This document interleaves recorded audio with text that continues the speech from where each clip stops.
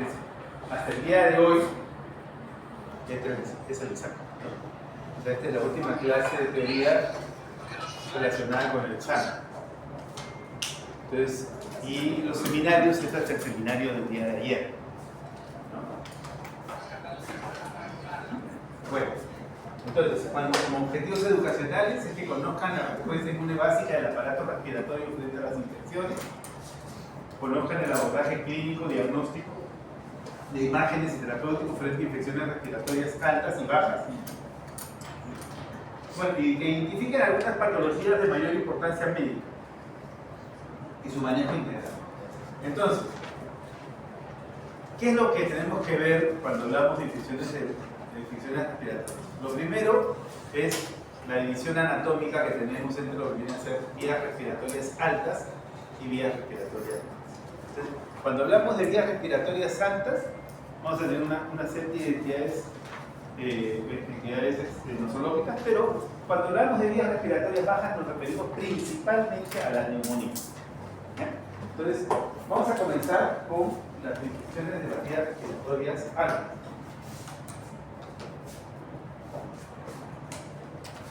Ahí para que duerman bien. Okay. Entonces, lo primero que tenemos que darnos cuenta lo que tenemos que tener en cuenta cuando hablamos de infecciones respiratorias altas es que ¿sí te frío? Okay.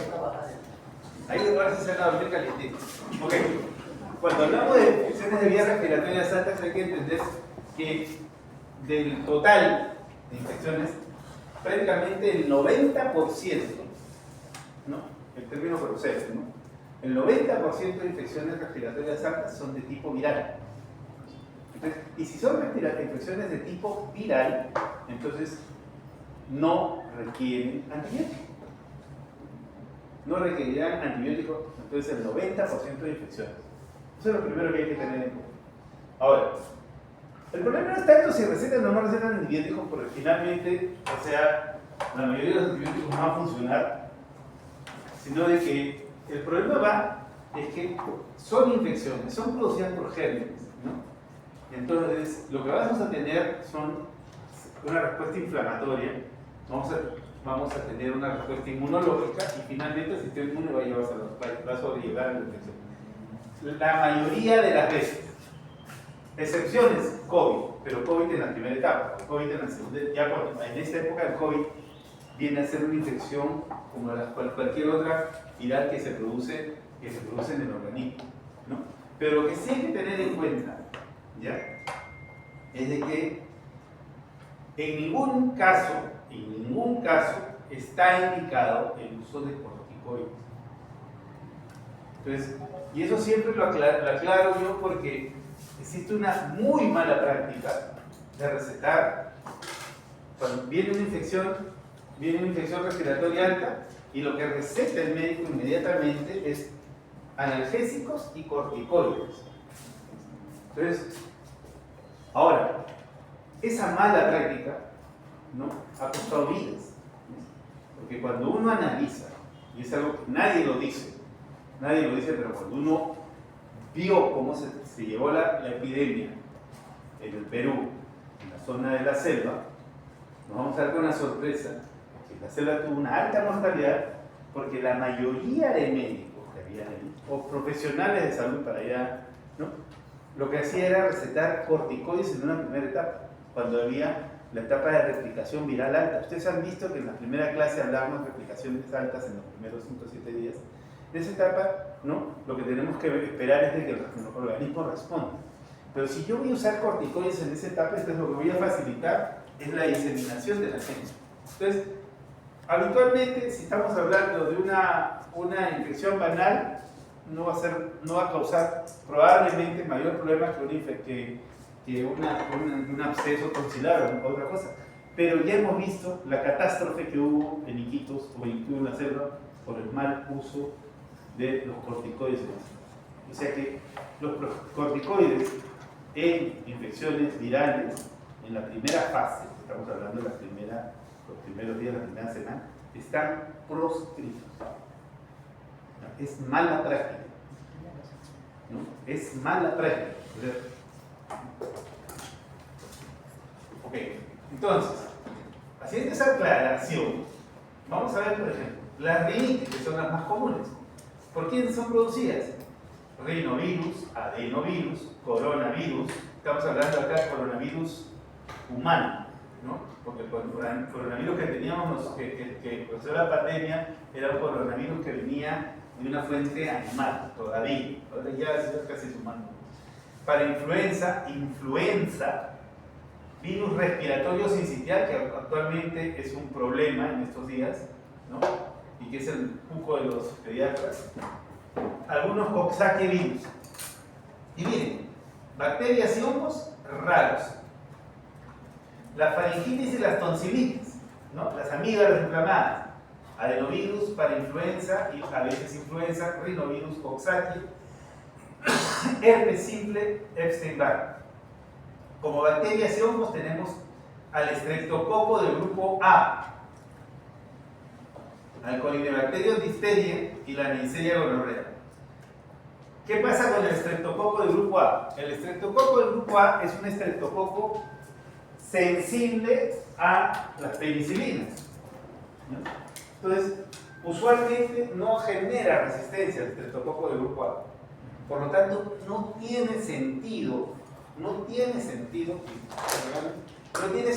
que yo utilice un beta-lactámico para un estreptococo del grupo A.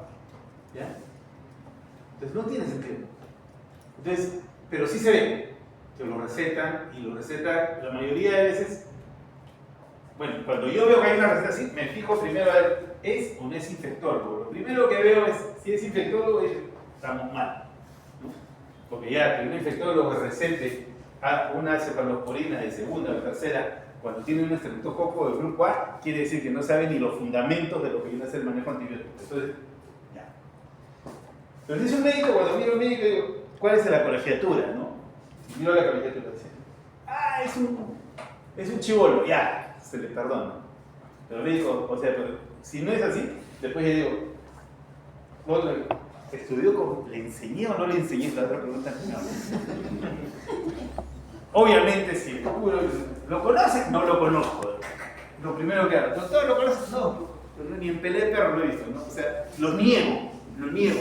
Y no solamente 3 veces como Pedro, sino lo niego todas las veces que sea, porque no se usa cefalosporinas de segunda generación para el estreptococo del grupo A, solamente se usa, o sea, lo que se usa es una penicilina oral. ¿Qué penicilinas orales conocen?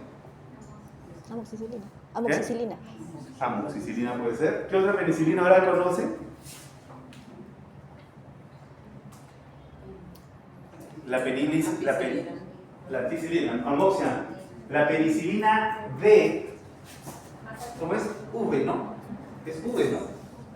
Ya, la penicilina V, como dice acá, o sea, la penicilina B oral se usa. ¿Bien? ¿Cuál es la penicilina B? ¿Han escuchado hablar de la megacilina? Ya, esa es la penicilina B oral. Entonces, esa es la que se puede usar.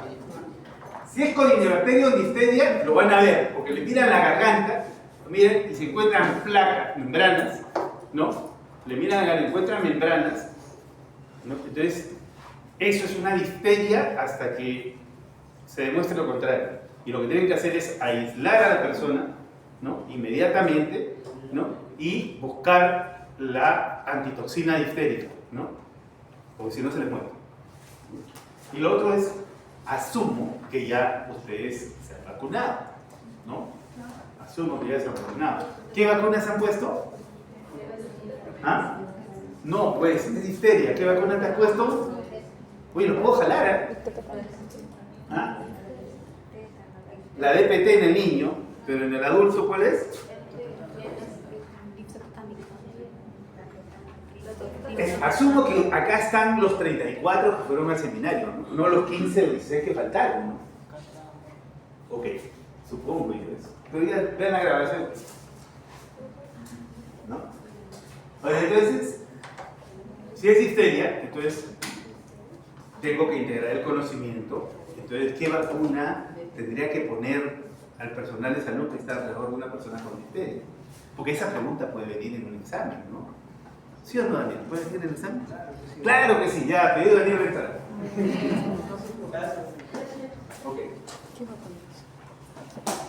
Entonces, ya, ok. Entonces, si es histeria, entonces no solamente tengo que proteger a la persona, sino al entorno, ¿no? A todos, a la enfermera, al técnico, al que limpia, a todos tengo que vacunarlo contra la histeria porque pueden contagiar de la histeria, ¿no? Si no, miren lo que pasó durante la pandemia.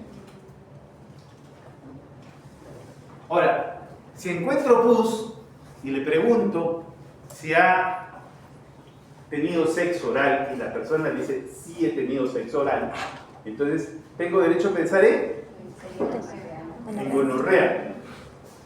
Y si es gonorrea, entonces, si estoy sospechando de eso, en ese caso sí hay que pensar que las gonorreas usualmente son resistentes, ¿no? Y tendría que utilizar una cefalosporina de tercera generación, porque la gonorrea actualmente es altamente resistente, ¿no? Entonces, ¿tengo que hacer una distinción clínica? Ciertamente la tengo que hacer, ¿no? Ahora, si ven a un niño con esto y le dan desesperación, no, ya, ¿no? O sea, es muy raro, ¿no? O sea, ya tienen que diferenciar esa situación.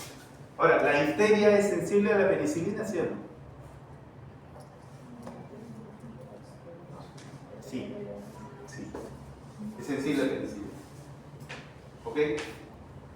Si es peritonsilar, bien, si ya las cuestiones más adentro, si son abscesos o abscesos peritonsilares, o pajarillos así, placas abscedadas, entonces en ese momento ellos te dicen, no, esto no es virus.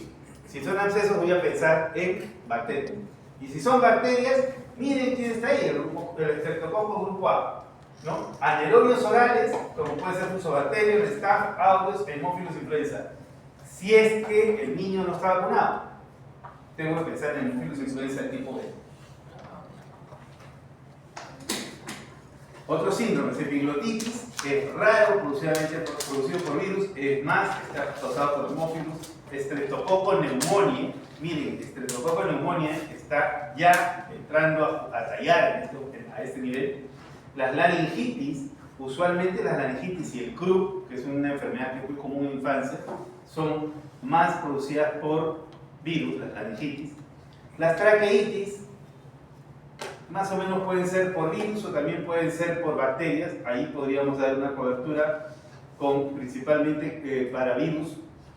Las bronquitis o las bronquiolitis también son principalmente producidas por virus, ¿no? Pero lo que tendríamos que descartar en estas personas es de que si no hay un compromiso de tipo neumónico.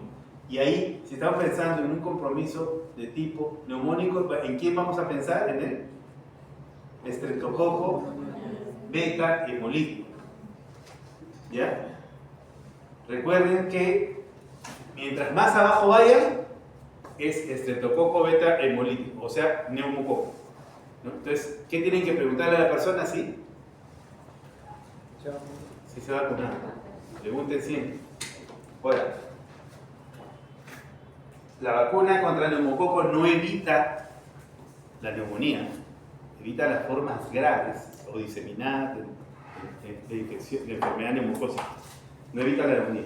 Hay que tener en cuenta eso. ¿Ya? Ok. Ya nos hemos ido a lo que viene a ser neumonía aguda. Tenemos dentro de los virus, los que podrían tener importancia son los influenza, parainfluenza, virus respiratorios sinciciales en los niños o metaneumovirus. Pero aquí ya las bacterias comienzan a tener una importancia crucial. Hablamos de Streptococcus pneumoniae, Staphylococcus aureus, más raro, Haemophilus influenza, más raro todavía si es que está vacunado. Actualmente la mayoría de los niños están vacunados en ese sentido. Ancianos podríamos dudar. Enterobacterias, principalmente en ancianos y como nosocomiales. Legionella, si es que estamos hablando también de aspiración. Pseudomonas, igual, estamos hablando ya de cuestiones nosocomiales. Dentro de las neumonías agudas por hongos, Cándida, dentro de las más importantes, Aspergillus, y bueno, y si estamos hablando de personas con VIH que no están en tratamiento, Pneumocystis carini, ¿no? Creo que había una pregunta del examen que también hablaba de Pneumocystis, perdón, Girovechi. Yo soy tan viejo que hablo de neumocitis carinii, es neumocitis Girovechi. Error de vejez. Es que en mi época se llamaba neumocitis carinii, por eso es PCP, ahora es neumocitis Girovechi. Otros agentes de neumonías atípicas hay que pensar en los micoplasmas, las clamidias en los casos del niño, Clamidia trachomatis, pero en el adulto Clamidia pneumoniae. ¿Cuál es la diferencia? Trachomatis puede ser transmitida por contacto sexual, ¿no? Podría ser en un adulto. Y la Clamidia pneumoniae es la que más vamos a ver en los casos de neumonías atípicas en el adulto. Neumonías crónicas, sin dudarlo, Mycobacterium tuberculosis.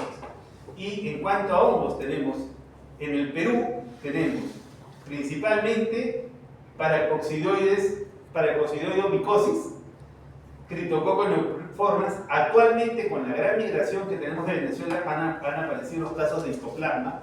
O sea, actualmente sí es lógico plantear como una posibilidad diagnóstica el histoplasma. Ahora, personas que vienen del norte del país y que están que comen cangrejo de río, pensar en el paragonismo westermanni. Si alguna vez tienen uno de esos, pásenme la voz y lo publicamos juntos, porque hasta ahora no he visto. Esa es una de las enfermedades que me falta ver. Esa lleva. Entonces, abscesos pulmonares, virus no tienen nada que ver, igual en los empiemas, virus no tienen nada que ver, y en los abscesos y en los empiemas hay que pensar en hongos, hay que pensar en estafilococo principalmente, en abscesos también no hay que olvidarnos del Aspergillus. Y como parásitos más alejados, pensar en también la historia. Entonces, como ven, estas tablitas les van a servir para hacer su disquisición diagnóstica muchas veces, y qué es lo que tienen que buscar, porque a veces la mente es tradicional y uno no se acuerda mucho. Pero de todas maneras, es algo que tienen que tenerlo a la mano siempre para poder hacer su disquisición. Entonces, pasando ya a lo más importante de la clase, vamos a hablar de la neumonía. Entonces, la neumonía es un proceso inflamatorio pulmonar de origen infeccioso que afecta a la porción más distal del tracto respiratorio, de la parte alveolar. Histológicamente se caracteriza por la afectación del intersticio alveolar y la consolidación exudativa del alveolo, y esto va a tener una traducción en la radiografía. Entonces, cuando ven un síndrome de consolidación, lo que están viendo es que teóricamente el alveolo se llenó de pus, ¿no? Entonces, el broncograma aéreo lo que nos va a dar a ver es de que el bronquio queda libre, pero el que está comprometido es el alveolo. Eso es lo que la traducción de una radiografía de todo. Las neumonías constituyen uno de los principales motivos de ingreso hospitalario y, como dijimos en la primera clase, la principal causa de muerte por enfermedad infecciosa, ¿no? Sabemos que la sepsis es la causa principal de muerte, pero como etiologías infecciosas, la neumonía es la más importante. El SIDA no lo es. ¿El SIDA en qué puesto está? Segundo. ¿Ah? Décimo primero. Así que no se equivoquen, ¿ah? Piénsenlo bien cuando van a responder las preguntas. Lean bien, no se equivoquen. Por no leer se equivocan mucho. Entonces, síndrome típico y síndrome atípico. El síndrome típico se produció, cuando hay un típico pensamos nosotros siempre en neumococo, estreptococo neumonía, ¿no? Entonces, estas son las características del típico: inicio brusco, fiebre elevada, escalofrío, malestar general, dolor torácico, de características pleurolíticas, tos productiva con expectoración mucopurulenta, a veces aritmia. En la exploración pulmonar se van a apreciar signos de condensación pulmonar, todos los que les enseñan en la semiología, ¿no? Matidez, vibraciones vocales aumentadas, crepitantes, no dice crepitantes, no dice subcrepitantes, ¿se puede decir? ¿No? Y soplos. En la radiografía de todas se puede observar el infiltrado homogéneo, bien delimitado, y el broncograma. Eso es neumonía del hígado. En la analítica, o sea, cuando vemos el laboratorio, vamos a encontrar leucocitosis con neutrofilia. Y si la leucocitosis es más de 16.000, estamos en un caso de qué tipo? ¿De qué hablamos?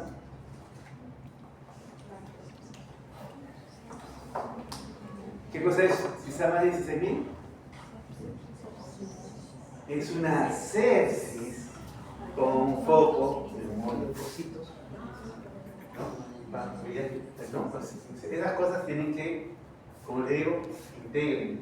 Nunca se olviden de integrar, ¿no? Ahí después se equivocan con los sintomáticos respiratorios de manera como que se equivocan. El germen que más frecuente está presente aquí es el Streptococcus pneumoniae, y en segundo lugar es Haemophilus influenza. No estoy diciendo el virus de influenza, estoy hablando de Haemophilus influenza. Estamos hablando de bacteriana, ¿no? La atípica. Inicio insidioso.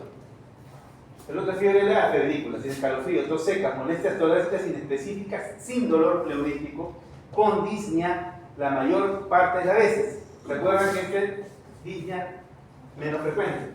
Algunas molestias extrapulmonares como artralgias, mialgias, trastornos gastrointestinales y alteraciones neurológicas se pueden observar, ¿no? En la exploración pulmonar no se aprecian signos de condensación pulmonar. Radiológicamente puede haber un patrón intersticial o múltiples infiltrados. En COVID se veía eso, múltiples infiltrados, ¿no? Que a veces eran algo migratorios sobre todo. Y en algunas ocasiones hay una disociación clínico-radiológica. Ustedes ven un gran compromiso respiratorio, pero en la placa de pulmones prácticamente no ven nada. Gérmenes habituales en esta presentación: Mycoplasma pneumoniae, ¿no? Clamidia, neumonía, Legionella, Clamidia psittaci, Clamidia burritis. Aquí podríamos poner ya COVID también, de paso. También lo podríamos poner si queremos. Aunque no es más frecuente, pero de todas maneras podríamos pasarlo como. Y si estamos hablando de inmunosuprimido, pensar primero en Pneumocystis jirovecii. Entonces, a todo paciente, joven de 22 años que viene con un cuadro de neumonía atípica, ¿qué es lo primero que le tienes que preguntar? Conducta sexual, ¿ya? ¿Le ven? Conducta sexual. Pregúntenle sobre su conducta sexual, ¿no? Pregúntenle si es o no es VIH positivo, ¿no? Y si no le dice, y ustedes lo dudan, y si no lo dudan, va a ser igualito que tiene una prueba de VIH. Y si salta ahí, que es VIH positivo, ¿de qué estoy pensando?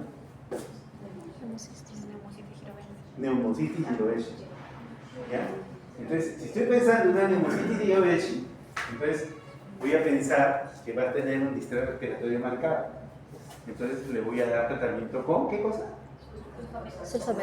¿A qué dosis? ¿Cuántas veces al día? Cada 8 horas. ¿Puedo añadir corticoides? Sí. Qué maravillas hacen las prácticas calificadas. Me llenan de orgullo ustedes cuando los escucho. Las prácticas calificadas hacen unas maravillas entre ustedes, impresionante. Son unos tigres en la infectología. ¿No? Entonces, ¿ya? Yo sé que no se lo van a olvidar. Y si se lo preguntan, y se lo preguntan y calan en esa pregunta,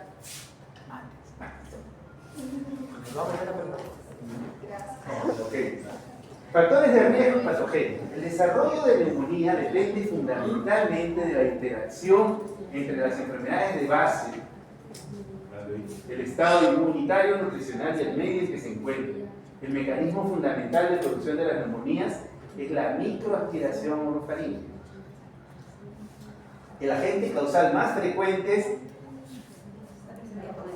es Streptococcus pneumoniae, seguido de Haemophilus influenza si es que no está vacunado. La proporción de casos de neumonía comunitaria en ancianos, cuya etiología se debe, miren, escuchen bien, la proporción de casos de neumonía comunitaria en ancianos cuya etiología se debe a bacilos gram negativos. ¿Qué bacilos gram negativos conocen? ¿Ah? E. coli, Klebsiella, Enterobacter, Pseudomonas, ¿ok? Es menor al 5%, dice. Y bacterias atípicas, ¿no? Legionella, Mycoplasma y Clamidia burritis está en 1%. O sea, ¿cuál es lo más frecuente? En ancianos. Gran positivo. ¿Cuál es el más frecuente? Streptococcus pneumoniae. Y no espere ver en la placa una condensación en el anciano. ¿Ya? Acuérdense bien. No esperen ver la placa de la condensación. Piensen siempre que la más frecuente es estreptococo neumonía. No, en menor frecuencia están las enterobacterias y las atípicas, pero eso no quiere decir que la agresividad de estos agentes, porque cualquiera puede ser sumamente agresivo. Manifestaciones clínicas son variables y diferentes en ancianos frágiles. Los síntomas clásicos, taquicardia, tos, fiebre, pueden estar ausentes en 30-35% de los pacientes. Quiere decir, de 10 ancianitos que te llegan con neumonía, ¿no? Casi menos de 3 de 10 ancianitos que te llegan con neumonía no van a tener todos los signos clásicos. ¿Bien? ¿Se acuerdan lo que hablábamos al comienzo de que está fresquito? Sí. Este era el dato. No hay fiebre en 30-50%. O sea, si la enfermera le dice que está fresquito, no quiere decir que no tenga neumonía. No se olviden de eso. ¿Ya? ¿No? Así como a algunos le decían, antes a los flacos le decían agua tibia. ¿Sabían eso? ¿Sabes por qué no? A los flacos le decían agua tibia. ¿Sabes por qué le decían agua tibia? Porque en cualquier momento se enfría. ¿Ya? Así, cuando vean ancianitos, piensen que son agua tibia. ¿Ya?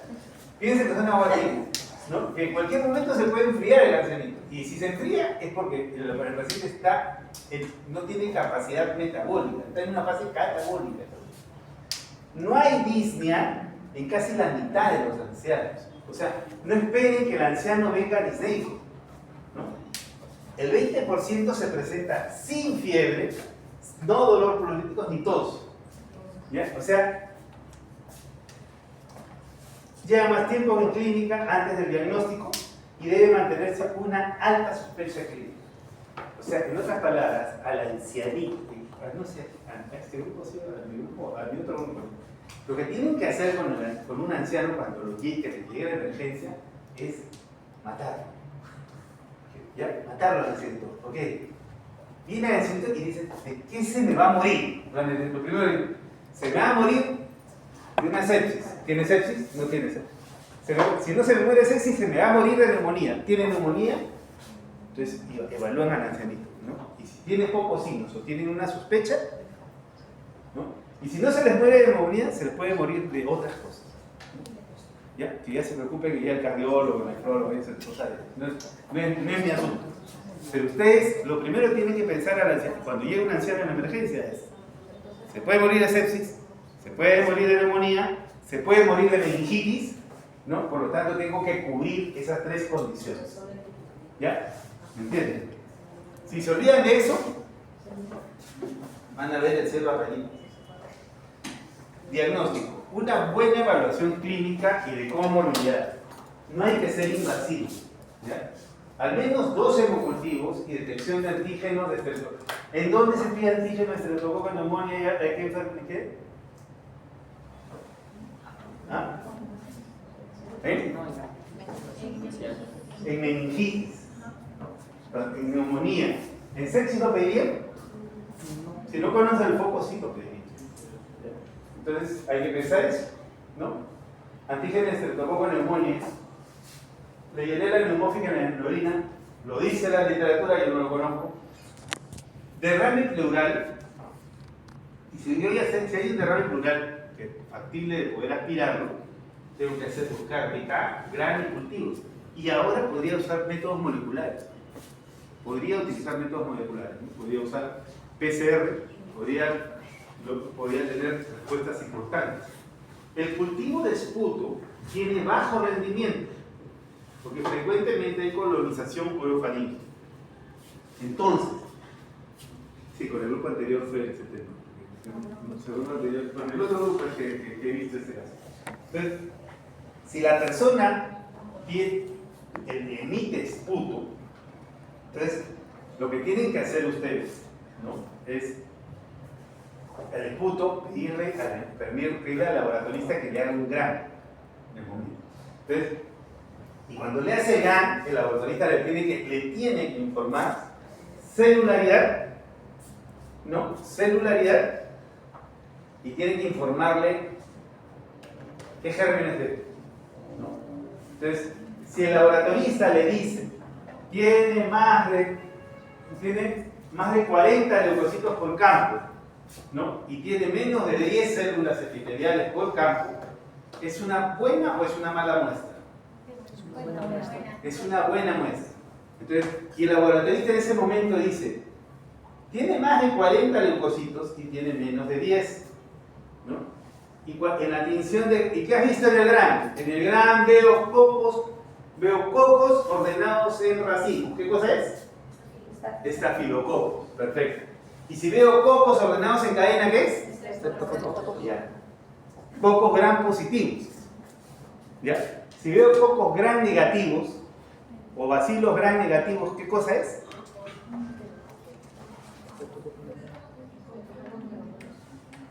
Cocos gram negativos o bacilos gram negativos, ¿qué cosa es?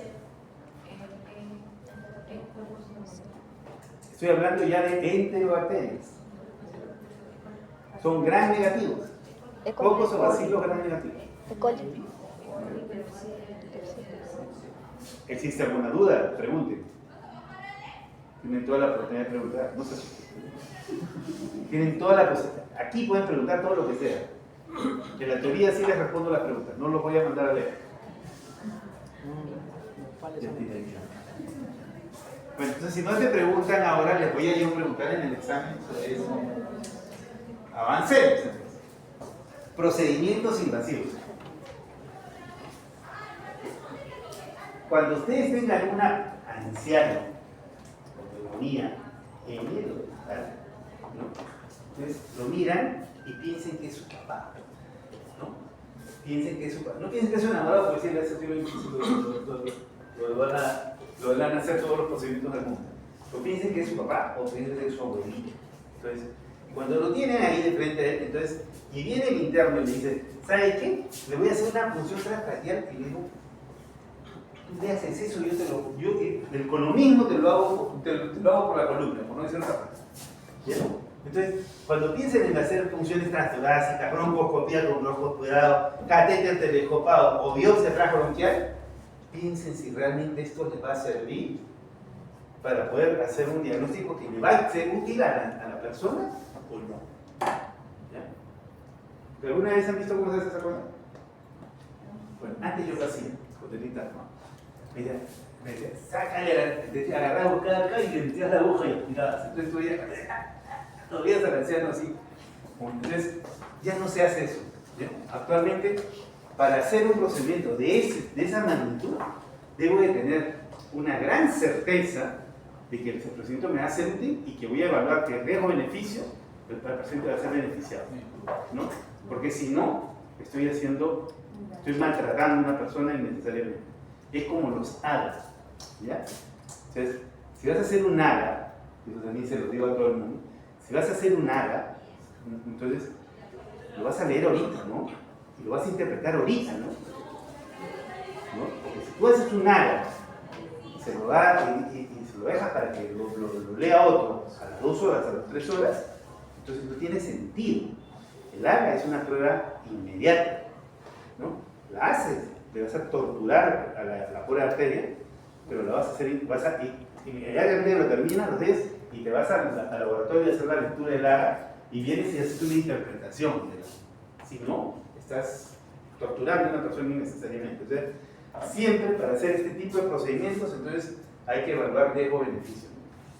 ¿Entienden? ¿Somos claros? ¿Yo estoy siendo claro en eso?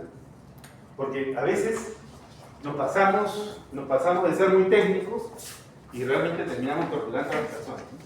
Y a nadie le gustaría que a su abuelito le hagan eso. Realmente. Entonces, factor del mal pronóstico, afección de 3 o más lóbulos. Si la persona tiene afectada medio pulmón, un pulmón entero, y es un anciano, tiene dificultad respiratoria, entonces es ya sabemos que está yendo mal, y entonces lo que tenemos que hacer es apoyo ventilatorio y pensar si se lo damos y se lo ponemos en una máquina o no. O sea, hay que evaluar estas cosas, ¿no? Mala situación funcional basal, ¿no? Si una persona que ha venido, que tiene, en el último año ha tenido 6 hospitalizaciones, en las 6 por neumonía y en las 6 entró a UCI, oye, ¿lo voy a volver a meter a UCI? ¿Lo voy a volver a meter a ventilador? Lo pienso, ¿no? Lo pienso. Frecuencia respiratoria más de 30 respiraciones por minuto. Nos está hablando de un distrés respiratorio en que esa persona se va a botar. Shock, hay que decir. Presentación sin fiebre. El abuelito que se está enfriando. El abuelito que está por temperatura baja. Sospecha aspiración. Esto lo tengo que pensar, ¿sabes en quiénes? Postrado. ¿Ah? Postrado. El postrado se puede pensar. ¿De quién tengo que pensar eso? ¿Ah? Sean, analicen, piensen más tierra. ¿Ah?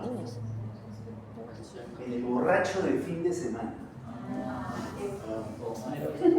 El borracho de fin, siempre piensen en el borracho de fin de semana. ¿Ya?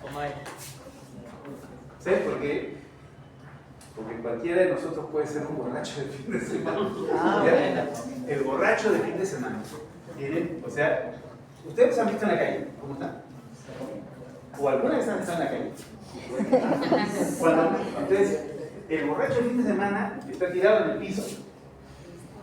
No está así. Si está boca abajo, qué bien, ¿no? Porque va a vomitar y todo se va a caer ahí. Se le ensucia la cara o se le ensucia la ropa. No, está tirado así, hacia arriba. Entonces, si ese individuo vomita, ¿no? Todo el aspirado se aumenta, ¿no?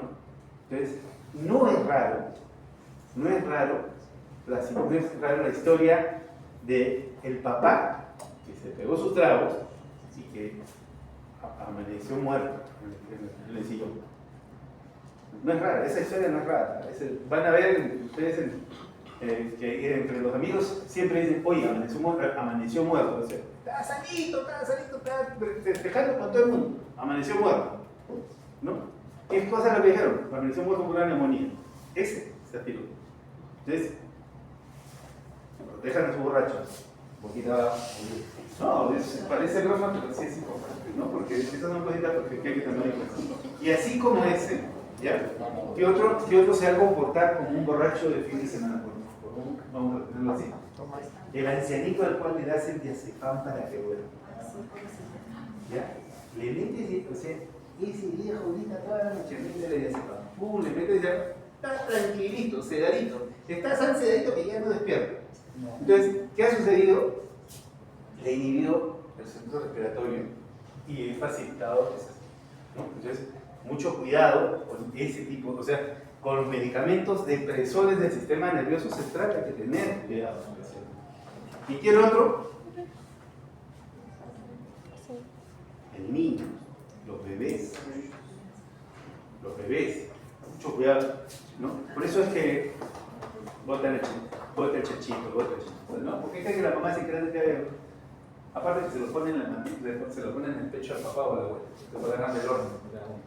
Alteración del estado mental. Leucocitosis de 14.900, ¿por qué cosa es? Sí, ya. O una extensión radiológica rápida. Ustedes ven una placa que, o sea, la neumonía se está extendiendo, entonces piensen que son condiciones de mucha gravedad.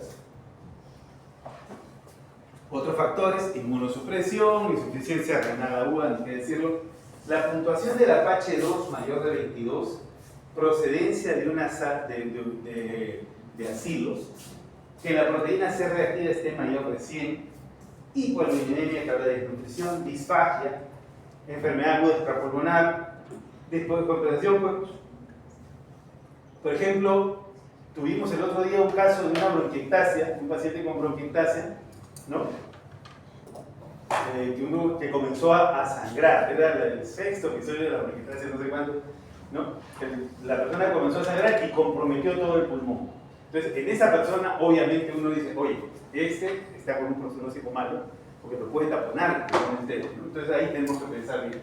Retraso del inicio del tratamiento antibiótico, más allá de 2 horas. O sea, ya entendemos nosotros, según por los banders, que el tratamiento antibiótico se tiene que iniciar rápidamente, ¿no? Después de los evolutivos, que es un poco de ello, ¿no? Una idea, ¿ya? Después lo vuelvo a cerrar. Les prometo que lo vuelvo a cerrar. Ya, ok.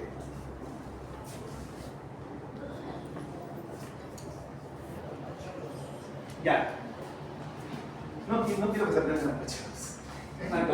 No quiero que se aprendan, pero miren, esta es la página, esta página me parece interesantísima. ¿Ya? Entren en este link y acá tienen todo el Apache. Y van marcando y les da la puntuación del Apache. ¿Ya? No voy a ir en el examen, pero lo propongo porque les va a servir. ¿Ya? Entonces, hay algo que a mí siempre me tiene preocupado cuando veo las interconsultas con ustedes, los residentes, y es el tema de la procalcitonina, la proteína C reactiva y el Apache 2, o sea, la puntuación del Apache 2. Entonces, cuando evalúan esto, ¿no? Me dicen, oye, tiene una procalcitonina elevada. Y ¿eso qué significa? ¿No? Tiene una proteína C reactiva elevada. ¿Y qué significa eso? ¿No? O sea, ¿qué es lo que estamos buscando con él? Entonces, este estudio, más o menos quiero que vean aquí. Se lo pongo ahí porque yo, o sea, ustedes tienen que comenzar a familiarizarse con estas cosas. ¿Saben qué tipo de gráfica es esta, no? Caja y Esta videos. gráfica se llama Boxplot. ¿Ya? Caja y videos. Esta es una gráfica de Boxplot. Voy a prender un ratito para que se encuentre qué quiero decir.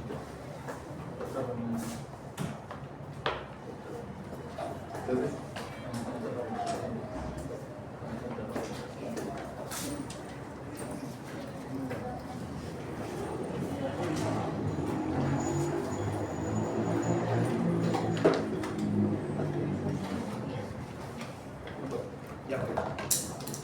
es un boxplot. Entonces, ¿qué pasa?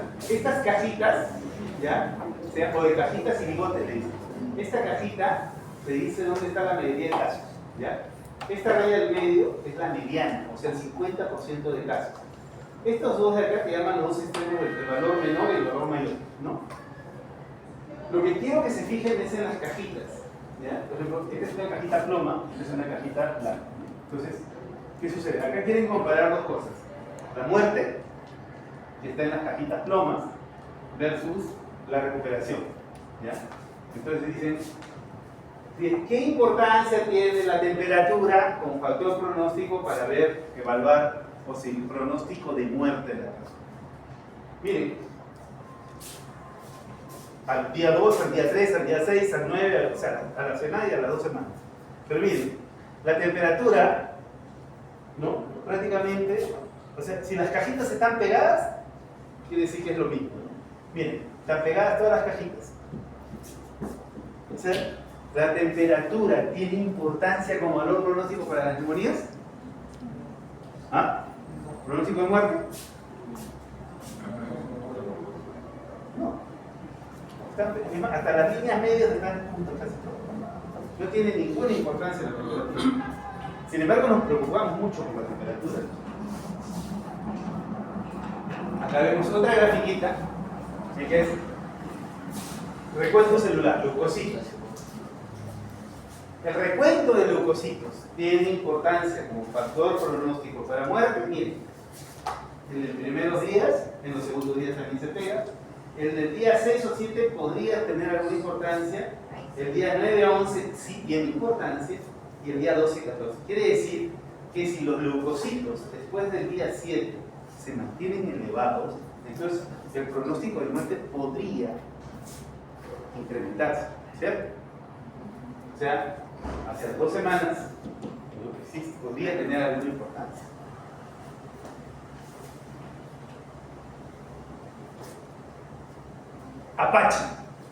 Apache 2, ¿eh? Sé que hay Apache 3, ¿ya? Pero Apache 2. Cuando digo Apache, no miren a su compañero. ¿Ya? No es que tenga cara de Apache. No, estamos hablando de la fundación de Apache. ¿Ya? Lo miren. ¿Ya? Ok. Miren, el día 2, la puntuación de Apache, al parecer, tiene cierta importancia en el pronóstico de muerte. El día 3 a 5, también. El día 6 a 8, ya cobra mayor importancia. Y miren el día 12 a 14, hacia la segunda semana.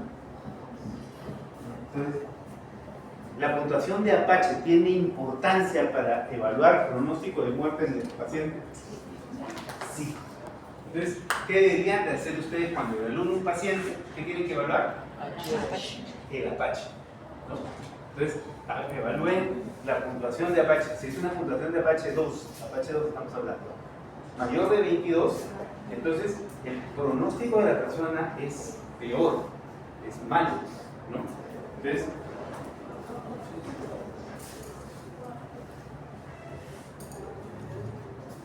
proteína C reactiva.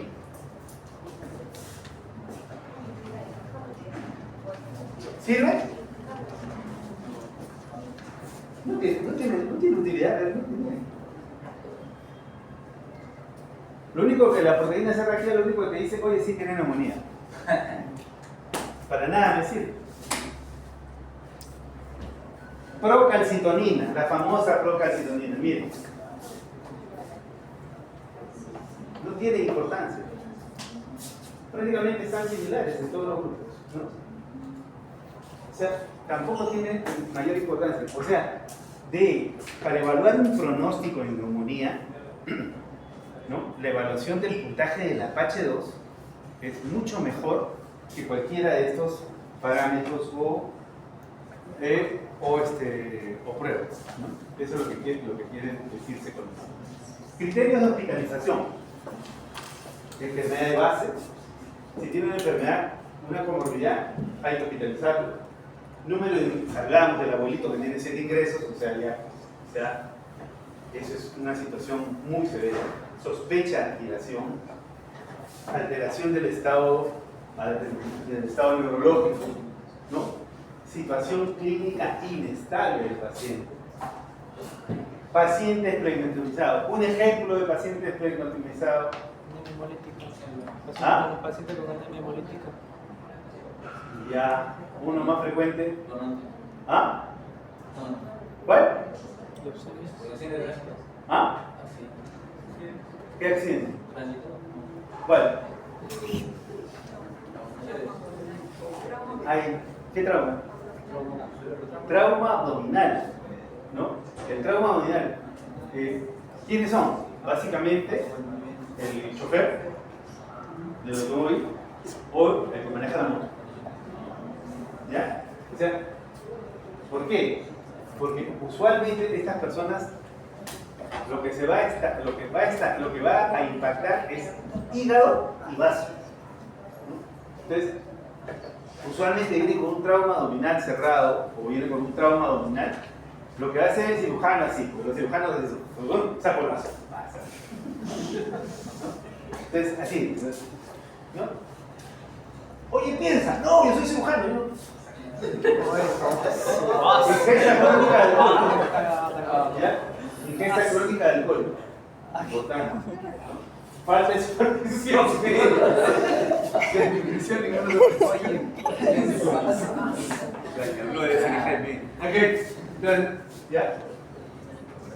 Entonces, esto hay que tener en cuenta.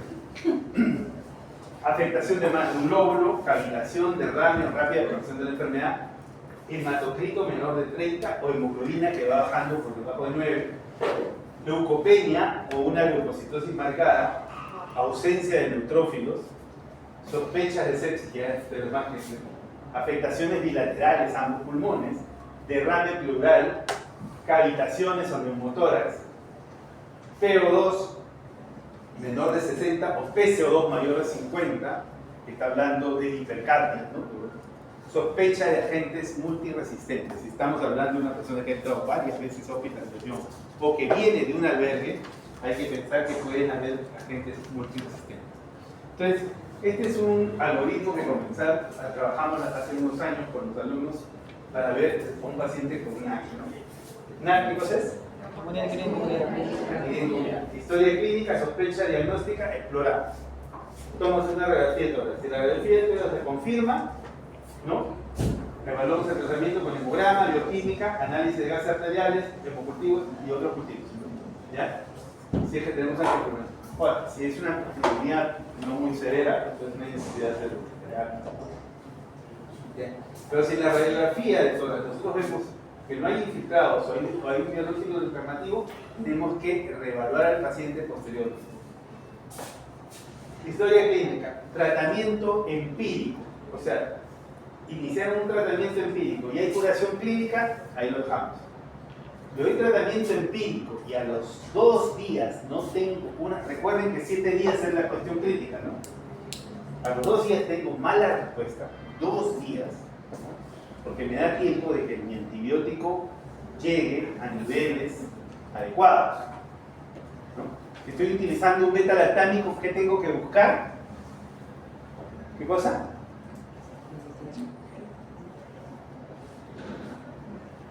Tengo que buscar, cuando hay un beta-lactámico, lo que me importa es que la concentración del antibiótico esté sobre, ¿qué? El micro. ¿Saben qué es la concentración mínima inhibitoria? ¿No? Un antibiótico beta-lactámico, lo importante es que esté sobre el micro, ¿no? El antibiótico. Entonces, para que esté sobre el micro, ¿no? Yo tengo que darle tiempo pues, a que el antibiótico llegue a esos niveles, ¿no? Por eso a veces le doy una dosis de carga, porque lo que yo pretendo es estar sobre el micro, que es la concentración mínima inhibitoria, ¿no? Entonces hay que tener en cuenta ese pequeño detalle. Entonces, no tiene sentido de que yo le dé el antibiótico hoy día, en la mañana, y a las 8 de la noche estoy llamando al infectólogo para que me dé un antibiótico nuevo porque no le bajó la fiebre. No tiene sentido, ¿ya? No tiene lógica, no tiene lógica. La persona que está ahí no está pensando, ¿ya? Entonces, yo, si doy un antibiótico, ¿no? Y necesito que actúe rápido, entonces le doy una dosis de carga, ¿no? Le doy una dosis de carga para poder llegar a superar los niveles, para llegar a mí, superar el mí, ¿no? Y si no, se lo estoy dando a las dosis convencionales, entonces tengo que esperar los 2 tiempos de vida media, los 2.5 tiempos de vida media para que el nivel del antibiótico llegue a niveles adecuados, que es lo que ustedes aprendieron en farmacología, ¿cierto? Ustedes saben que los niveles adecuados, los niveles terapéuticos de una droga se dan a la 2.5 dosis, ¿no? Eso sí lo saben de farmacología, ciertamente. Si no, comiencen a estudiar farmacología. Entonces, porque ese es un problema, ¿no? Y para eso demoro 2 días. Entonces, si hay una mala respuesta a las 48 horas, ¿no? Yo reevalúo al paciente y digo, ¿por qué no me responde? ¿No? ¿Por qué no me responde? ¿Qué es lo que está pasando que hace que no me responda? ¿No? Entonces, recién pienso yo en tal vez cambiar el antibiótico luego de 3 días, ¿no? No antes no tiene sentido. ¿Ok? Entonces, luego, evalúo y trato. Hago un cálculo de riesgo con la regla de Fine. ¿Ya? La regla de Fine me va a clasificar 5 grupos. Los importantes son 2, 3, 4 y 5, que son los que van a decirme si hospitalizo o no hospitalizo. La puntuación de 1 es para tratamiento ambulatorio, ¿no? El grupo 2 es una evaluación, para el grupo 2 es una evaluación a las 48 horas y si no me responde, lo hospitalizo. Para el grupo 3, 4 y 5, de todas maneras lo voy a hospitalizar, ¿no? Y si no me va bien, evalúo que tiene una neumonía complicada, ¿ya? Y si no me va bien, lo mando a UCI, ¿ya? ¿Me entienden? ¿Ok? Igual, lo valoro las complicaciones y si veo que no me está yendo bien, puedo rápidamente hospitalizarlo y mandarlo a UCI. ¿Ya? Pero sí voy a manejar la puntuación de Fine, que es esta. Esta es la puntuación de Fine, ¿no? Entonces, acá están los grupos, ¿no? Miren, entonces, en base a esto, y acá están las puntuaciones. Entonces, ustedes tienen que hacer el cálculo y decir, bueno, este va a este grupo, este no va a... ¿Okay? No le voy a preguntar el examen. Pero su puntuación de frente de ustedes está por encima del 80. Ahí lo sabía decir. Pero esto sí les voy a preguntar. Criterios de ingreso a uso. El PAF es bajo, si hay infiltrado multilobular, ¿no? La presión arterial sistólica es menos de 90, o si el paciente es shock séptico, necesita ventilación. ¿Ya? Entonces, esas cosas sí tienen que saber. Tratamiento inicial para pacientes con neumonía arterial coronarias. ¿Ya? Miren, sin comorbilidades o factores de riesgo para masa o pseudomonas alígenos, sin estas comorbilidades y estos factores de riesgo, voy a dar amoxi, doxi o un macrológico, ¿no? Si la resistencia local en neumococo es menor del 25%. ¿Ya? Si tienen comorbilidades, pues tendrían que utilizar terapias de combinación con amoxiclavulanato, cefalosporina, macrólido o doxiciclina, o podría utilizar una monoterapia con una fluoroquinolona respiratoria, ¿no? Ciprofloxacin también podría usar. ¿Ya? Ok, pero eso es en el caso de NAC unitario sin comorbilidades, ¿no?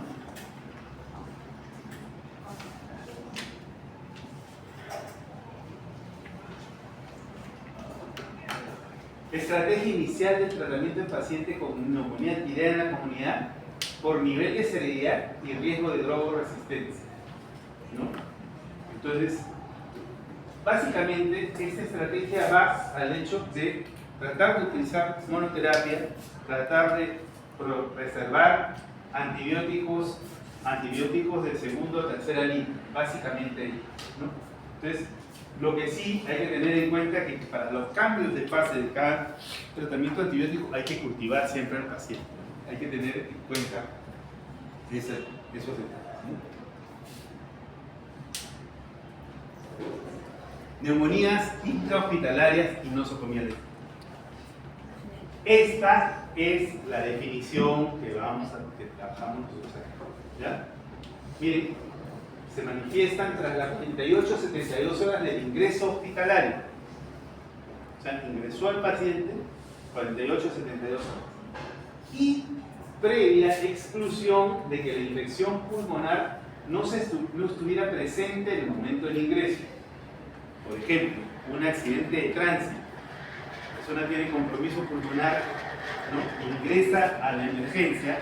Entonces, esa persona previamente estaba sana, no tenía ningún problema, ¿no?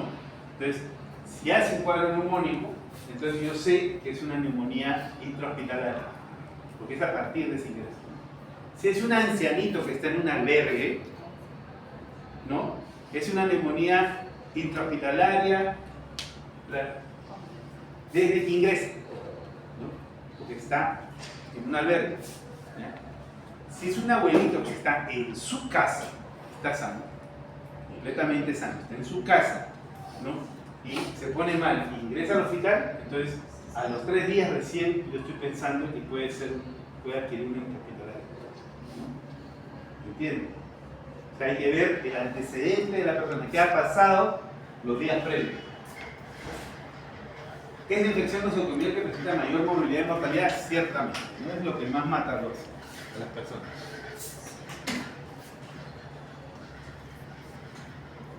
Neumonías intrahospitalarias o nosocomiales. Los criterios clínicos que hay que tener es aparición de nódulos infiltrados en la radiografía de tórax, presencia de fiebre, reciente aparición, secreciones traqueobroncales purulentas o leucocitosis.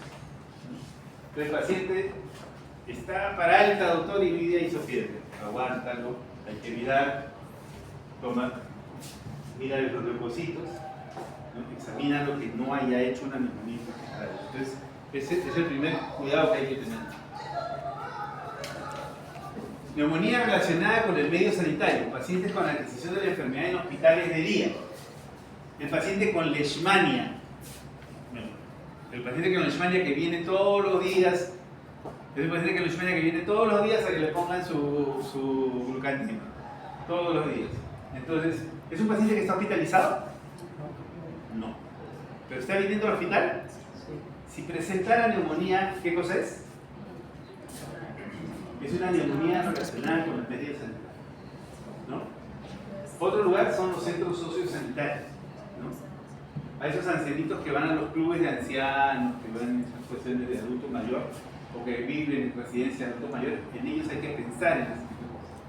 Pacientes que han sido internados por un periodo de de al menos 48 horas en los últimos 90 días previo a la aparición de síntomas. O sea, ver qué pasó en los últimos 3 meses con esa persona. Entonces, si en esos 3 meses ha tenido alguna hospitalización que ha durado más de 48 horas, piensen en el movimiento o asociada a la situación de la salud. Pacientes que han recibido tratamiento antibiótico, quimioterapia o curas de domicilio en los últimos 30 días. O pacientes que van a los centros de diálisis. Con el paciente del centro de diálisis siempre hay que pensar en enfermedades intrahospitalarias, porque el paciente prácticamente va todas las semanas, va 3 veces. O sea que hay que tener en cuenta en ese grupo de pacientes ese tipo de afecciones relacionadas con el medio central. Microorganismos y factores de riesgo con neumonía nosocomial, pseudomonas aeruginosa, miren, está relacionada con enfermedad pulmonar, antibiótico-terapia de amplio espectro, desnutrición. Estafilo, traumatismo craneoencefálico, pacientes con diabetes, insuficiencia renal, pacientes que utilizan catéteres intravasculares. MARSA, para pensar en MARSA, tratamientos antibióticos previos, ¿no? Cirugía abdominal reciente. Bacilos gram negativos, pacientes con estancias prolongadas, tratamientos previos y desnutrición. O sea, cualquier condición que esté asociada a un tiempo o a una comorbilidad o un tiempo de estancia hospitalaria prolongado podría estar asociado a una neumonía. Factores intrínsecos de la propia persona: edad mayor de 70 años, enfermedades crónicas subyacentes, todas las que ven ahí, tabaco y alcohol, tabaco y bromo, la atención, alteración en el nivel de conciencia, ¿ya? Tanto agudo como crónico. ¿No? Ustedes han visto los pacientes, ya probablemente han visto pacientes con Parkinson, pacientes con Corea, son pacientes que están sedados la mayor parte del tiempo, pacientes esquizofrénicos, o que son pacientes que están muchas veces mucho tiempo sedados, tienen un grave riesgo de respiración. Pacientes en coma, ni que decirlo, pacientes con sinusitis persistente, traumatismos craneoencefálicos, malnutrición, y aquí hay que tener muy en cuenta ese detalle, ¿no? Porque la malnutrición va a afectar también lo que viene a ser la distribución del antibiótico. Colonización anormal orofaringia, ¿no? Colonización gástrica. Este es el gran defecto de algunos de que agarran y que el paciente, no sé a quién les ha dicho que el paciente que se hospitaliza tiene que tomar omeprazol siempre.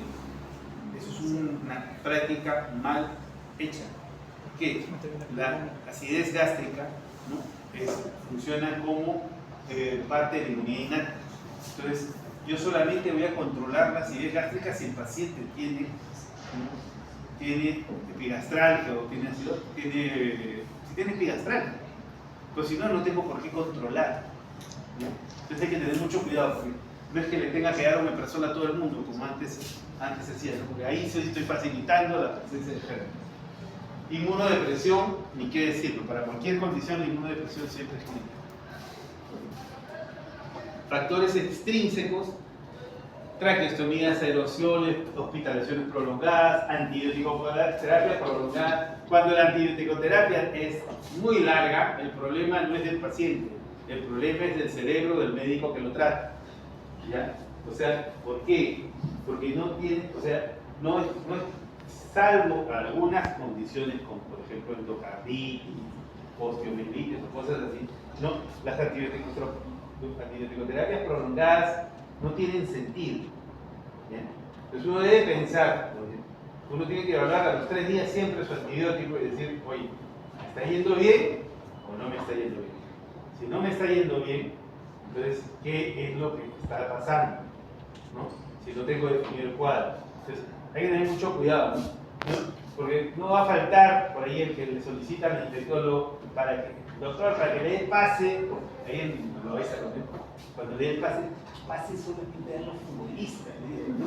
Y los futbolistas nada más pasen, los infectólogos no damos pase, ¿no? ¿Ya? Entonces, pero bueno, lo que piden estos compadres es que le apruebes el antibiótico por 7 días más. ¿Y cuántos días tiene? 35 días, doctor. Pues, o sea, ahí el problema es el cerebro del médico que no está pensando más allá de lo que está sucediendo. salvo que haya alguna condición que lo amerite. Una endocarditis, ¿qué va a dar? Tratamientos en el paciente, antiácidos, lo que hablé hace un rato. Corticoides, lo que hablé al comienzo. Citotóxicos. Muchos usan metronidazol, muchos utilizan ciclopofamina, hay que tener cuidado con ello. Sedantes, lo que hemos conversado hace un rato. Nutrición enteral, ¿ya? ¿No? Sondas nasogástricas. Las sondas nasogástricas no son incólumes, ¿no? Mal control de la infección. No se lavan las manos, no se cambian de guantes, no se aísla a los pacientes correctamente, ¿no? Cirugía torácica abdominal complicada.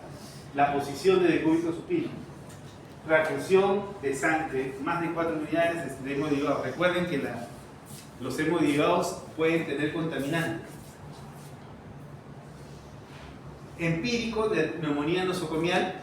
Este es el tratamiento empírico que nosotros proponemos en la clase, ¿ya? Para la neumonía nosocomial, ¿no? Ahí están los agentes, el tratamiento empírico que proponemos. Sin embargo, esto puede ser modificado de acuerdo a la microbiota que predomine en el ambiente hospitalario que se está trabajando, ¿ya?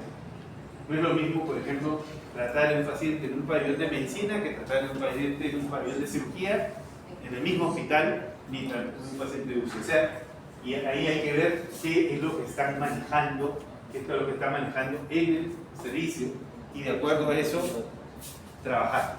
Pero si no hay ese tipo de situaciones, entonces esto puede ser una buena guía, ¿no? Para tratamientos empíricos. Aquí igual. Esa es la bibliografía que les propongo, ¿no? Eso que está subrayado, ¿no? Es una buena revisión. Se la recomiendo que la lean. ¿Ya? Ok. Entonces, hasta acá viene el examen.